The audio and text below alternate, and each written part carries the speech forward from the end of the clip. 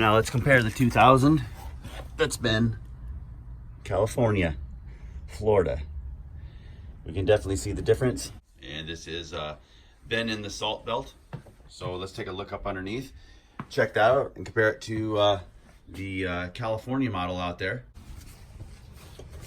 All right, so I've taken the spare out and we can see some rust. This one isn't as bad as a lot of them that I've seen. I've seen where it's actually eaten away a lot of the frame.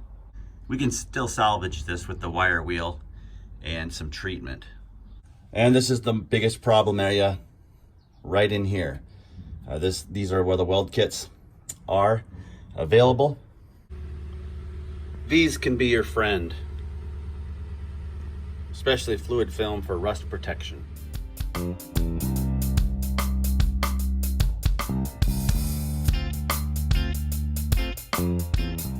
The 2002 4Runner has a little bit of rust, and we're going to try to clean this up. It's not terrible, it's a lot of surface rust, wire wheel, and then we're going to put the proper coating on it. So, as the case is with most of these hitches, they're rusty. I could have it sandblasted, repainted, or I could just buy a new one for 150 bucks. So that's what I'm going to do. I'm just going to buy a new one. Right now we're taking off this hardware, and we are using the impact. It's been on there, I'm assuming, for probably like 17, 18 years. So we'll see how this goes.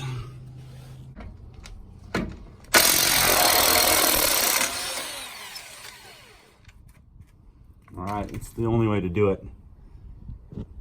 Use that impact. Now I've got just these two bolts left,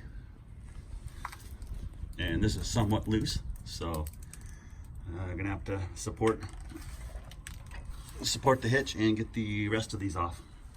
Is that all I needed? Yeah. Okay, well that came out actually pretty easy. So gonna free up some space underneath there to clean it up, get a new hitch on here, make it look nice, and we will be set to go down the road.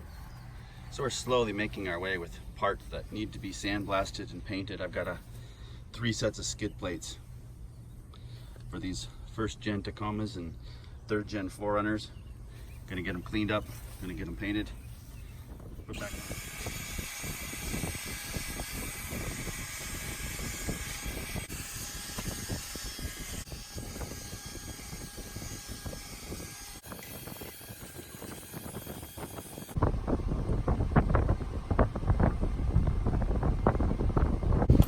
Here's another option.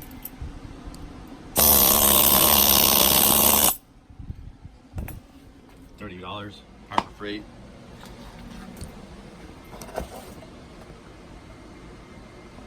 We're gonna give this a whirl, see how it works.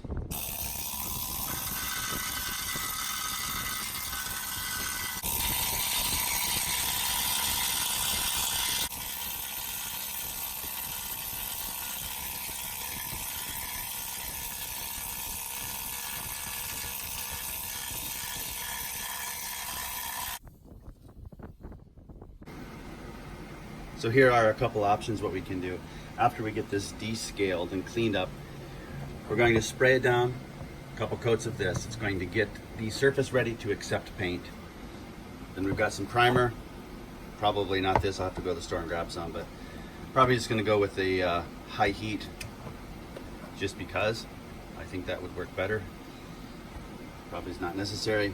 And then I'm gonna go with the flat black paint for the frame. And we'll probably spray the under. This is a pretty close match to this 4Runner. So up underneath the body, we'll use that. Self-etching primer is a good alternative. So let's take a look underneath here.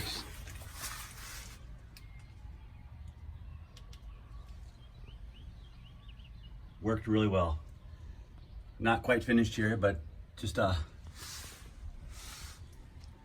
getting some of the surface off, and we're going to spray it down with a rust inhibitor, which is going to prep it for the primer and the paint. It's going to make it look a little bit better, give it some more protection, get a few more years out of it. All right, so now we're using the rust neutralizer, spraying the frames down, getting ready for some primer to be put on it. It's going to neutralize that rust. Apparently it's not the greatest shape, that piece. We're going to get all this looking good, hopefully, and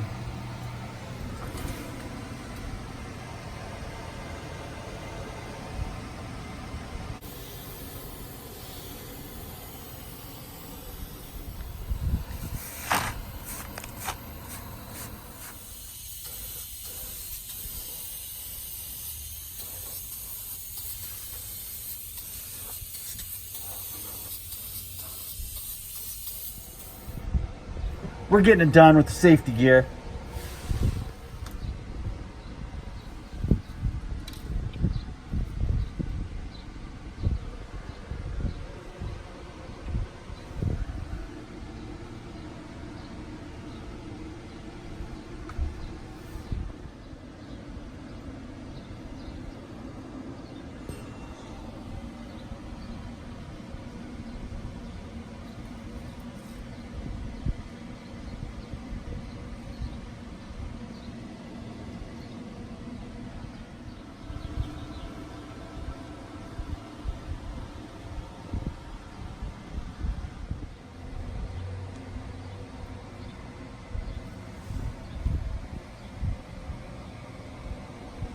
This is only going to offer a little bit of protection. It can't hurt any. It's not professional. And that's pretty much the finished job. All right, 3 sets of skid plates. Taking it to the powder shop. I'm going to get these sandblasted and primered for the next project. I'm going to reinstall these. So I've only got a couple vehicles that I need to install this, so I'm going to have one extra, but might as well get it all done at the same time. Here's a problem with some of these Harbor Freight tools. Just get something for the job and they fall apart. The handle kept falling off. On this, there's a little roll pin and this cheap little handle. Probably all the vibrations made it, so I had to put in a little safety wire to keep it going through the job. So that's one thing to know. Of course, you can always take these back to Harbor Freight Tools and get a refund within 90 days. So that is a plus for that.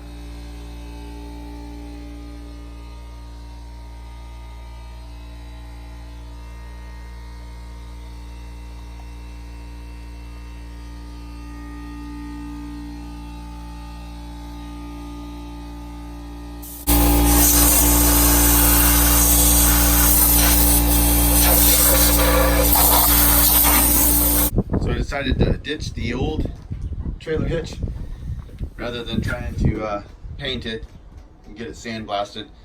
We just got this new one here for like 145 bucks. So we're going to install this on the 2002 4Runner.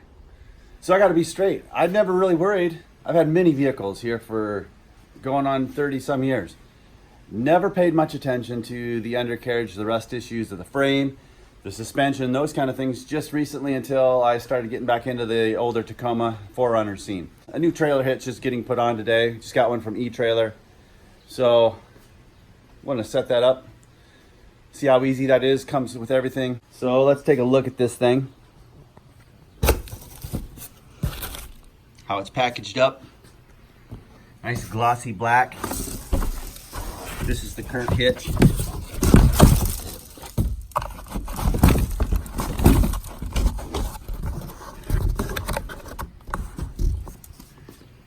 Got about 1,200 staples in it. Alrighty. Okay, we could do without that sticker. Nice gloss black, 5,000 pound rating. Anyway, let's get to putting on this hitch. All right, so here's the breakdown on the hardware that's included. We've got a couple of strips to put in the frame rails themselves. Grade 8 hardware. A couple of washers. And nice fit and finish. I don't see any scratches on this thing yet.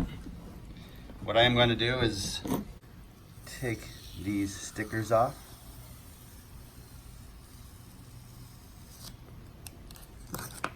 Take some adhesive remover. And the folks there at E-Trailer, somebody must have been on their first day of the job. So when we compare the factory hitch to this aftermarket Kurt, same weight rating, same capacities, but these rails on the new one are much shorter, which is actually going to be easier installation. It almost looks like the factory is just a bit beefier. This looks like about a 3, maybe 3 1/4.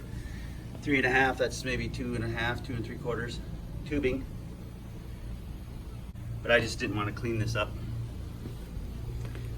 For the price, it would have cost 75, 80 bucks to get that bead blasted and powder coated. All right, so we're looking underneath here on the driver's side. The supplied hardware is actually going to be hanging out. And the other one should be right there. So we'll use the supplied hardware to go ahead and get this started. Probably put a little bit of this on the bolts just for some protection. So there's not really a torque value of which I could find, so I just went ahead and gave it the old send it Steve by feel torque value. Snugged it up really good. Everything's pretty solid up there. Looks nice. That might give you a little bit of a departure angle issue if you're one of those guys that likes to go off-road a lot. I'm going to take apart that wiring piece, clean that up, and I'm probably going to have to drill a couple holes and put some riv nuts in them to go ahead and secure that, because the factory did have riv nuts already installed. I think I've got some up here somewhere in the small little, yeah, probably use some of these. All right, for that wiring, I was going to drill some holes and just use some stainless bolts and nuts, but came across these self drillers with a stainless washer with a little bit of rubber impact on it. So that's what we're gonna do. So instead of drilling into the actual hitch itself, I decided a better idea to go ahead, just in case I am off-road or whatever and don't drag, a couple of holes right here in the bumper. And we'll use these self-tapping screws to go ahead.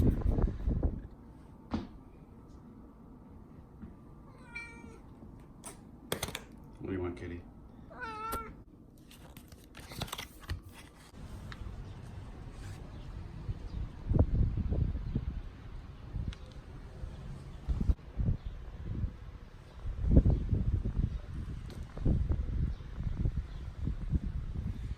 So I stand corrected, there are torque values included with the instructions, and we are finished. We've got that hitch put on, we've got that undercarriage cleaned up. It looks good, fairly straightforward installation. So it just makes your 4Runner look a lot better having that cleaned up.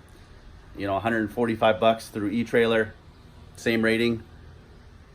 So definitely an upgrade. Definitely worth looking over, especially when you've got 20 years on these things of rust and corrosion. Maybe that will help you with whatever you're doing with your 4Runner, with your Tacoma.